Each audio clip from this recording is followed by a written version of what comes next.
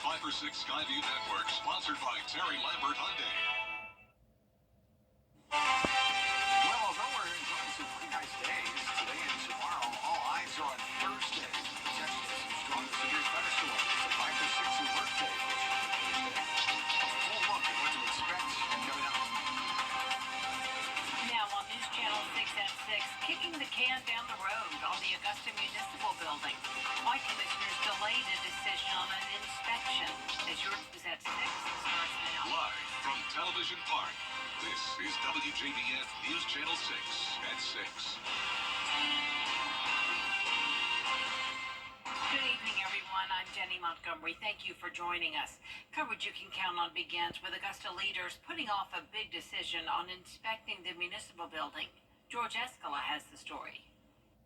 Augusta leaders don't know the exact condition of the more than 1,000 marble panels on the municipal building, but they do know at least one got loose. If one has come off, there's a chance or probability that there are others. So we do want to look at that for safety reasons. An engineering report stated a reasonable scenario exists where a marble panel could fall from the structure. Commissioners presented with a more than $200,000 emergency bid to bring in a specialized team to inspect the building, including x-rays of the panels. We have to spend what we have to spend. Of course, we need to make sure that we look at what needs to be done and when it needs to be done, and of course, how much it costs us. But some commissioners saying with a job this large, they would like to see some additional bids and not rely on one emergency offer. You usually get more than one bid, so it'd be interesting to see if we got some other bids. You know, if it's an emergency, you can get more than one bid. Tuesday, commissioners removed the x-ray inspection of the building from consideration, a move that will allow the city time to get additional bids. To me, one bid wouldn't be appropriate. Generally, 3 bids are about appropriate for us to determine the right, that's industry standard. The marble panels on the municipal building may have city leaders concerned about safety, but not in a rush to make a decision. In Augusta, George Escala, WJBF, News Channel 6. Chief Meteorologist Tim Miller joins us now for a first check of the weather. Tim? Jenny, we'll start by looking outside. This going storms. We're tracking the opportunity of damaging winds, large hail, localized flooding, and isolated tornado risk. We'll talk all about that. I'll show you hour by hour what we're expecting as of tonight for Thursday, and then beyond. All coming up in just a few minutes. Jenny? All right, Tim, thank you. An investigation has been opened into Aiken's mayor. According to SLED, the agency was requested to investigate Mayor Teddy Milner for claims of exploitation of a vulnerable adult. The request was made by the Aiken Department of Public Safety on February 29th. We have reached out to Milner for comment, but she referred us to her lawyer. The mother accused of killing her child at Fort Eisenhower last year entered a not guilty plea this week. April Short made that plea Monday in federal court. She's accused of using a knife to cut the neck of her 11-month-old baby back on November 15th. The child was pronounced dead at the hospital. She's facing a murder charge in that case. An arrest has been made in an Augusta murder. 19-year-old Tydeja Hope was arrested for murder and aggravated assault. She's accused of killing 22-year-old Jalen Sumter. Sumter was shot on C Street, that's in Olmsted Homes off Broad Street. Another person was shot in the leg and taken to the hospital. An investigation into a shooting at Augusta Mall has led to a major drug bust. Jerry Jackson and Victoria Griffin were arrested on drug charges. Investigators were executing a search warrant in the investigation at Webster Drive that led to the seizure of a large amount of drugs, including fentanyl, cocaine, and marijuana. Augusta Regional Airport holding an emergency drill today as required by federal aviation regulations. Emergency response agencies from Richmond County joined airport personnel in practicing procedures. Bria Smith is live now at the airport to show us what took place. Bria. That's right, Jenny. Well, the emergency mock drill happens every 3 years to ensure passenger safety. In case of an accident, Richmond County first responders responded to the mock scene of a plane crashed. Their responsibilities were to tend to acting passengers who might have experienced injuries. They were then transported to the acting hospital or hangar for medical assistance. And it's really important for us to do these types of drills to make sure that we find any areas that we need to improve on. We want to make sure, should there ever be an incident, that we are able to respond in a timely manner and make sure everything's done to spec. Airport staff say that passenger safety is their top priority and they're satisfied with the drill outcome. Live at Augusta Regional, Bria Smith, WJBF, News Channel 6. Some big renovations are now complete at a local high school football stadium. Graham Lee joins us now in the studio with details. Graham? Jenny, Jefferson County High School got its first ever artificial turf field last summer, and now they have a new track and field to boast. They have partnered with a specialty sports construction company called Sports Turf to make the renovations at Warrior Stadium. The $2 million project includes a shot put pad and landing area, a runway for long and triple jump, and a newly surfaced 8-lane running track. Head football coach Marlo East says these renovations are a big help to both the football and track programs. Having this field compared to what was here before, it is a big deal. You hope that everyone comes out and see, and everybody wants to come to something nice. Luckily, this year we had some kids to actually qualify for state championships, but we didn't have a track. Now, finally having a track, we'll be able to host some meets, garner some more attention for the whole program at JCHS. School district leaders tell me the next project for them is building a new field house at Warrior Stadium. That timeline is still in the works. The football team's first home opener is August 23rd against Washington County. Jenny? All right, thank you so much, Graham.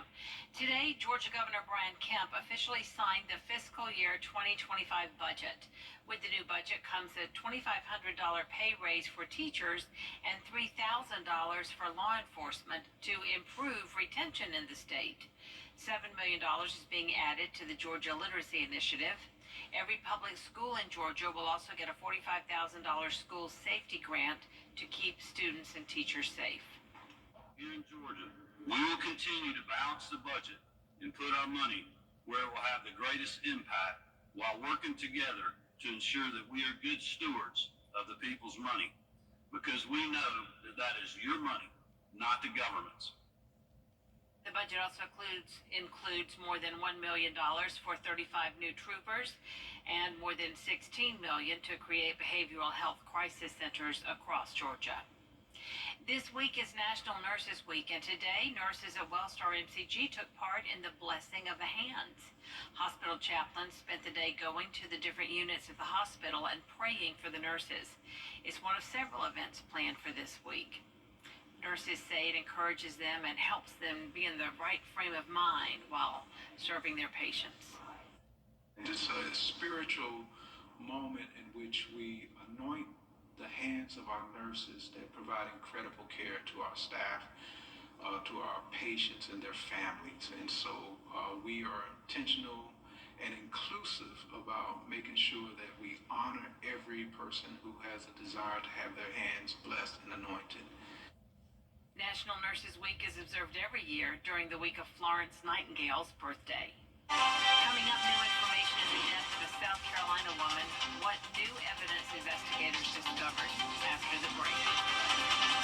Well, if your tea time is tomorrow morning, that's probably the best time to have it. Hi, ET. Today, and let us show you what it means to have a winning team on your side. An update now on the death of a South Carolina woman whose body was found in North Carolina. Gracie Fusco has the story. What you see now is Miller's family leaving the sheriff's office today. They did not want to speak on camera, but on their way out, one of them said this. A A few hours later, the Robeson County Sheriff's Office brought News 13 in and shared the exact moments leading up to Micah's death. The morning of Saturday, April 27th, she left her apartment at 11:38 dressed for work. She then drove to Dick's Pawn Shop in Myrtle Beach, where surveillance footage you see here shows her enter the building and buy a firearm and ammo, where she got instant approval. After she left the pawn shop, she started driving and searched National Park Near Me on her phone. Miller then made a call to 911 at 2:54 p.m. She asked if her phone could be located and then told the dispatcher why she was calling. Tell me what's happened. I'm about to kill myself, and I just want my family to know where to find me. Micah then hung up, and the Robeson County Sheriff's Office was dispatched at 3:03 p.m. to the Lumber River State Park to locate Micah and conduct a well-being check. Between 3:20 and 3:50 p.m., the deputies arrived at the park, requested a phone ping, and sent out drones to locate Micah. During that time, a person said he heard crying while he was fishing and then a gunshot and found a bag with Micah's ID. At 4:23 p.m., another person called the sheriff's office and said he found a body in the water. Authorities said Micah's husband, John Paul Miller, traveled to Charleston, South Carolina on Friday, April 26th, and through eyewitness statements and license plate readers, it showed he did not get back to Myrtle Beach until Saturday, April 27th at 2:22 p.m. Authorities added he traveled to and from Charleston with other people. Why call it advanced air technology for your air conditioning? For Thursday, notice scattered showers and storms for Friday. The front will move through, and then notice the temperatures drop, including those overnight low temperatures, with better chances of rain next week as well. All right, let's give away a Viper 6 umbrella. Janice Howard of Augusta, congratulations. Get yourself a Viper 6 umbrella. Register to win yours at WJBF.com. All right, congratulations, Janice. Still ahead, the high school soccer state championships. Brendan has a live report next in sports.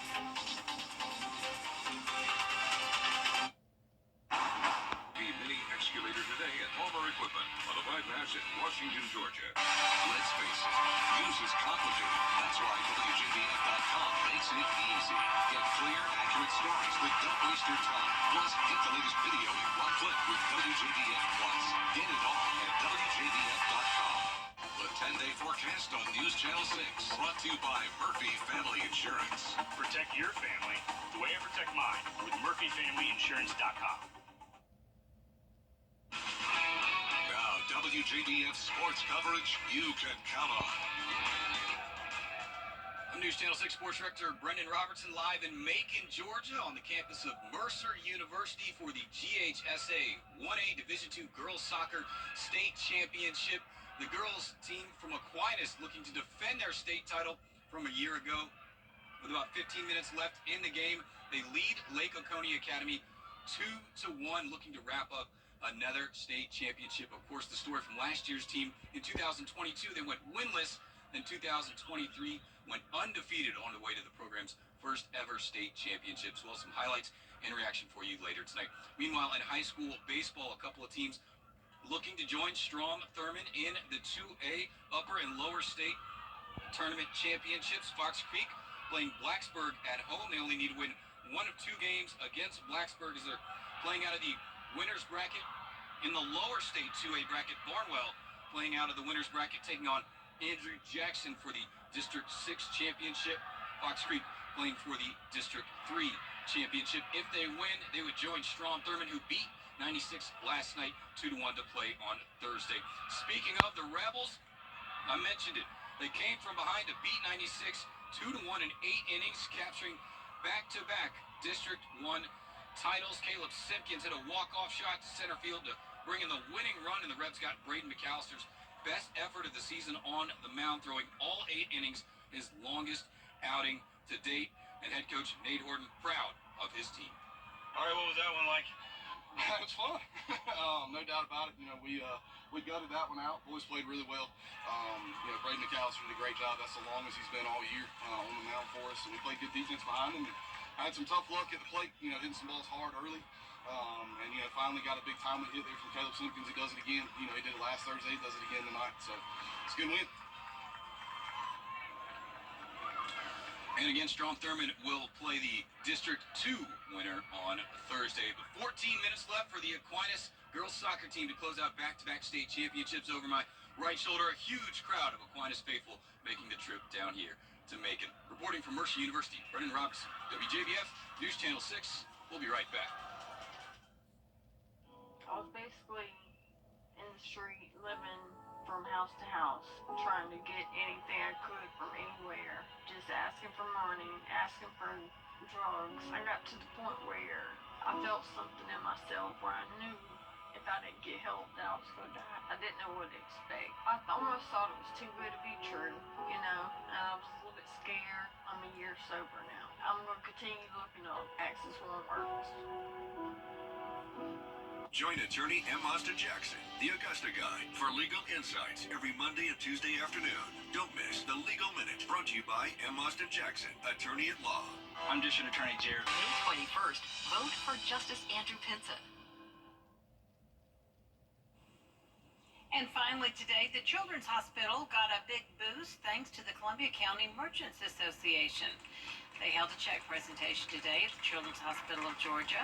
All proceeds from the county spring fair were donated to CHOG, totaling $180,000. The money will be used to expand the hospital's PICU unit from 14 to 22 beds. How neat is that?